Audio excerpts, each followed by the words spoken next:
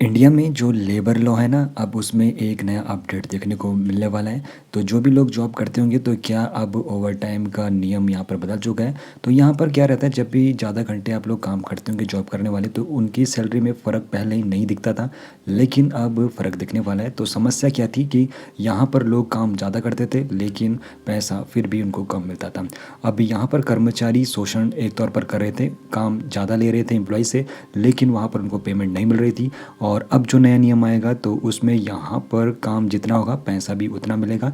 अब जो यहाँ पर लेबर कोड है तो ये सीधे तौर पर यहाँ पर ये कहता है कि जितना यहाँ पर ओवर टाइम करोगे तो उसके लिए पेमेंट भी आपको मिलने वाली है।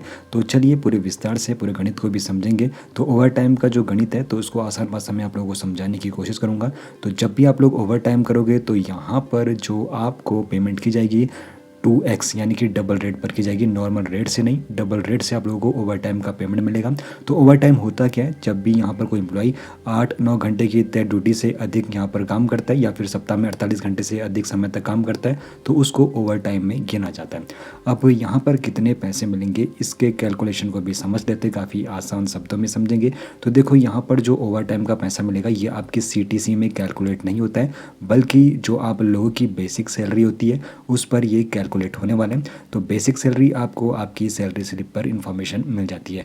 अब यहाँ पर किस प्रकार आप लोग कैलकुलेट कर सकते हो, तो सबसे पहले आप लोगों को अपनी दैनिक सैलरी निकालनी है, जिसके लिए आपको बेसिक सैलरी को 30 से डिवाइड करना है, फिर आपके यहाँ पे दैनिक सैलरी निकल जाएगी। उसके बाद प्रति घंटा सैलरी निकालनी है, दैनिक जो सैलरी निकली है उसको 8 से भाग दे देना है। उसके बाद आपको प्रति घंटे की यहाँ पे सैलरी पता चल जाएगी। उसके बाद प्रति घंटे की जो सैलरी निकली उसको 2 से आप लोगों को गुणा कर देना है।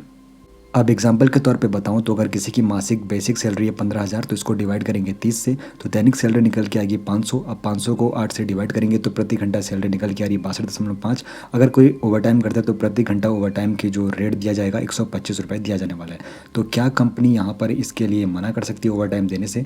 तो यहाँ पर सवाल सबसे पहला यही है, क्या कंपनी कानूनी तौर पर ओवर टाइम देने से मना कर सकती है? तो इसका जवाब है सीधे नहीं। तो यहाँ पर अब ये सरकारी कानून बन चुका है, जिसकी बदौलत अब अगर कोई ओवर टाइम करता है तो उसको उसका पैसा मिलेगा, वो भी 2x की रेट पर। अगर कोई कंपनी मना करती है तो ऐसे में वो सीधे कानून को अपने हाथ पर ले रही है, जो कि उसके लिए यहाँ पे दिक्कत की समस्या हो सकती है। अब यहाँ पर कर्मचारी जब भी यहाँ पर एक्स्ट्रा काम करेंगे तो उनको वेतन मिलेगा, अब उनका यहाँ पर शोषण नहीं किया जाएगा। तो अब आप लोग क्या कर सकते हो, आपकी यहाँ पर क्या कार्य योजना हो सकती है? तो सबसे पहले आप लोग अपनी सैलरी स्लिप में अपनी बेसिक सैलरी देख लेनी है। उसके बाद आप लोग कैलकुलेट कर सकते हो कि घंटे का दर कितना होगा। उसके बाद HR टीम से जो भी आप लोगों की कंपनी की पॉलिसी होंगी उसकी इन्फॉर्मेशन ले सकते हो। और हाँ, जितना आप लोग ओवर टाइम करोगे तो उसको आप लोगों को कैलकुलेट करके रखना है, तो फिर आप लोग लास्ट में पेमेंट के वक्त आप लोग बता सकते हो। तो यहाँ पर अब इतना साफ है कि अब एक्स्ट्रा काम फ्री में नहीं होगा। आप किस बारे में क्या रही है, कमेंट सेक्शन में ज़रूर बताइए।